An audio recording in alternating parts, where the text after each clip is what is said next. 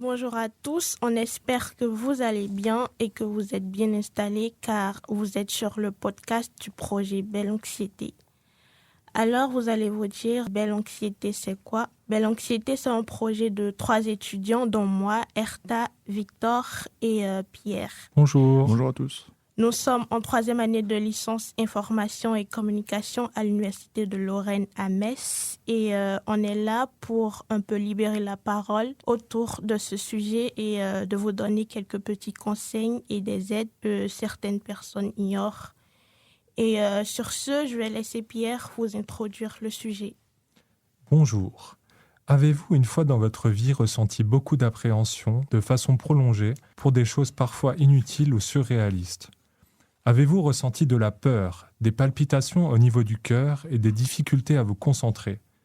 Eh bien, vous avez probablement ressenti de l'anxiété. Alors qu'est-ce que c'est ? L'anxiété, c'est une réaction de notre cerveau qui se met en alerte pour faire face à un danger. C'est un peu comme une peur, mais qui est constante. Beaucoup de personnes dans le monde en sont touchées. En 2021, on en compte 301 millions, ce qui en fait le trouble le plus commun au monde devant la dépression. Mais pourquoi on fait ça ? Eh bien en fait, ce comportement tire souvent ses origines d'un ou plusieurs événements vécus au cours de notre vie, des traumatismes ou même un environnement social stressant. Il existe plusieurs sous-types d'anxiété. Les plus connus sont l'anxiété généralisée, quand tout est stressant tout le temps, le trouble de la panique qui correspond à des crises d'angoisse qui se déclenchent à différents moments. Il y a aussi l'anxiété sociale qui fait ressentir de la peur de parler à de nouvelles personnes, mais on peut aussi avoir peur d'un objet ou d'une situation. En particulier, on parle alors de phobie. Mais du coup, est-ce que ça se soigne ? Oui, tout à fait. Il existe de nombreux moyens de soigner cette anxiété, de nombreuses thérapies qui existent, dont une des plus efficaces. Elle se nomme la thérapie comportementale cognitive, on l'appelle aussi la TCC. C'est une thérapie qui va viser à essayer de comprendre les déclencheurs de l'anxiété et d'utiliser différents moyens pour agir dessus. On va par exemple utiliser l'hypnose, la parole, l'écrit, on va utiliser différents moyens de comprendre cet état et de l'améliorer. Dans certains cas, la sécurité sociale peut vous rembourser, mais en fait ça va dépendre de la personne que vous consultez. Par exemple, un psychiatre est un médecin, donc vous pourrez être remboursé, mais ce qui ne va pas être le cas pour un psychologue. Mais il y a des choses qui sont mises en place pour pallier à ça. Il y a par exemple le programme Mon Soutien Psy, créé par l'assurance maladie en 2022, qui permet de se faire rembourser jusqu'à 12 séances, jusqu'à un montant de 50 €. Ensuite, il y a le programme Psy étudiant qui a été mis en place en 2021. Il concerne tous les étudiants de l'enseignement supérieur et permet d'obtenir jusqu'à 8 séances gratuites chez un psychologue et peut être renouvelé chaque année. Il ne faut pas oublier que dans certains cas, vous pouvez bénéficier de certains médicaments en plus d'une thérapie qui est essentielle. Vous pouvez par exemple prendre des antidépresseurs ou des anxiolytiques pour contrôler votre anxiété. Mais dans d'autres cas, si vous souhaitez en parler et depuis chez vous, il y a par exemple des numéros d'appel qui sont gratuits. On parle alors du numéro d'appel gratuit La Croix-Rouge, le numéro SOS Amitié, qui est connu depuis les années 60, et le numéro SOS Crise. Merci pour ton intervention. Du coup, est-ce que les personnes peuvent aussi en avoir entendu parler ? Oui, et c'est tout à fait normal de ne pas se sentir bien lorsqu'on ressent tout ça. Dans certains cas, quand on n'est pas bien, on va penser en fait qu'on est peut-être même la seule personne à se sentir pas bien, et on oublie peut-être que d'autres personnes ne se sentent aussi pas bien, mais seulement qu'ils ne le montrent pas. Ça, c'est un point intéressant. Ensuite, nous avons réalisé un questionnaire qu'on a diffusé à l'ensemble de notre université de Metz. On a reçu 166 étudiants répondants, et dont la moitié qui déclaraient avoir honte d'en parler. Sur la même partie des personnes qui répondaient, les mêmes disaient que c'était aussi tabou d'en parler. C'est donc pour ça que beaucoup de campagnes publicitaires ont axé leur message sur ce thème, comme la Croix-Rouge en 2021, suite à la crise du Covid-19, qui a nommé sa campagne « J'appelle pour un ami ». Il y a aussi quelque chose d'important à savoir, c'est que dans le monde, il y a 1 personne sur 4 qui est traitée pour son anxiété. Et cela est dû à de nombreuses choses, dont des manques de moyens dans les services de santé, mais il y a aussi le facteur de la honte d'en parler qui revient. Donc c'est quelque chose d'intéressant à exploiter. Merci. Du coup, est-ce qu'il y a un sexe qui est plus touché que l'autre? Alors du coup, nous, dans notre sondage, sur 166 répondants, on a eu seulement 20% de réponses qui venaient d'hommes, dont 64,71% ont vécu un ou plusieurs épisodes d'anxiété. Et on a également 120 réponses provenant de femmes qui, elles, par contre, 94,49% d'entre elles ont vécu des périodes d'anxiété. Dans un premier temps, déjà, cette faible participation des hommes peut également soulever cette question de pourquoi les hommes ont bien moins répondu à ce sondage. Ensuite, avec ces chiffres, mais également à la suite d'études diverses à ce sujet, les troubles anxieux concernent en majorité les femmes. Selon des études, on compte environ 1,5 femme à 2 femmes atteintes d'anxiété pour seulement un homme.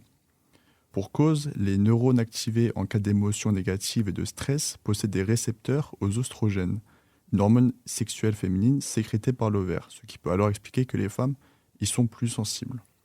C'est vrai que du coup, on est tous très nombreux à être touchés par l'anxiété. Je sais que moi, par exemple, quand j'ai des examens importants qui arrivent, j'ai une tendance à beaucoup stresser, avec pas forcément beaucoup d'appétit, j'ai une humeur bien moins joyeuse, je suis un peu plus fermé avec mes proches. Mais également, quand je dois réaliser des présentations orales, j'ai souvent la gorge sèche, je cherche un peu mes mots. Mais après, sinon, en temps normal, je ne ressens pas forcément d'anxiété au quotidien. Mais est-ce que du coup, vous avez un rapport particulier avec l'anxiété ?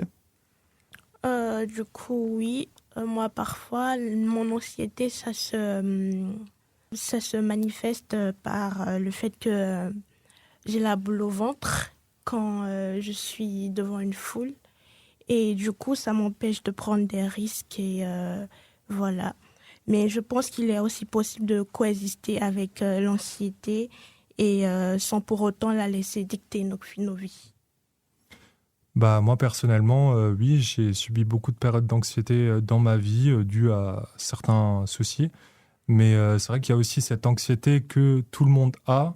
Et c'est justement, encore une fois, ce que j'avais dit avant, c'est que parfois on oublie même que les autres sont stressés parce qu'on croit que... Et en fait, non, comme tu l'as dit, Victor, par exemple, le fait d'être en public, de parler, nous, on est à l'université, parfois on doit faire des présentations. Parfois, on croit que les gens en face qui font leurs présentations ne sont pas stressés. Mais en réalité, dès qu'on fouille un peu, on se rend compte que tout le monde ressent du stress. Donc, c'est quelque chose que tout le monde a à différents niveaux, mais qu'on peut en réalité travailler là-dessus. On peut choisir de consulter des professionnels de santé quand c'est une anxiété assez élevée, mais on peut aussi, pour gérer des petites anxiétés du quotidien, on peut faire des petites des méditations, se poser, juste ne rien faire et respirer tranquillement au calme, et ça apporte beaucoup de bien. Donc voilà. Et que faire si une personne elle est stressée et qu'elle n'a pas accès à un psychologue? Alors du coup, dans notre sondage, c'est vrai qu'on avait eu quand même beaucoup de répondants qui me disaient qu'ils trouvaient que les psychologues coûtaient cher, ce qui est réel.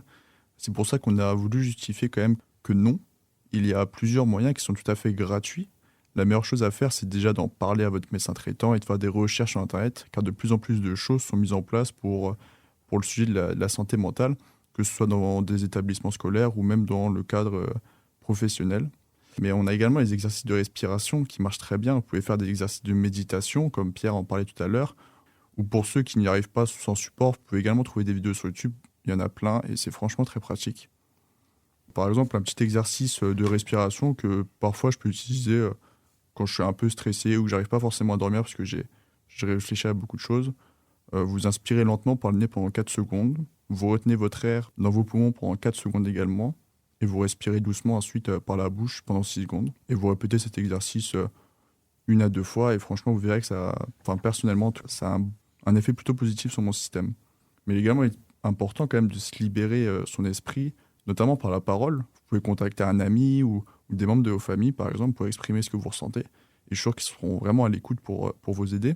Mais après, si la parole peut être difficile pour certains, ce qui est compréhensible, il est possible de le faire à l'écrit et noter ce que vous ressentez sur papier pour permettre de libérer votre pensée et de clarifier un petit peu vos émotions.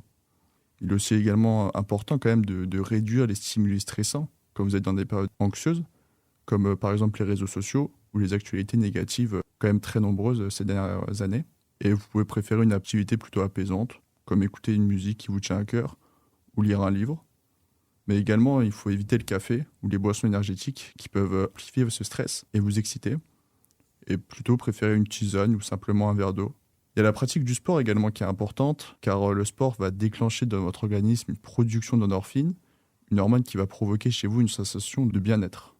Et du coup, nous sommes à la fin de notre podcast. Merci de nous avoir écoutés. Et ça fait beaucoup d'informations à retenir. Pas de stress, vous pouvez tout retrouver sur notre compte Instagram, Belle Anxiété, et ainsi pouvoir suivre nos futures actions. Venez, on va partager plein de choses super positives, plein de méthodes pour aller mieux et ça va être cool.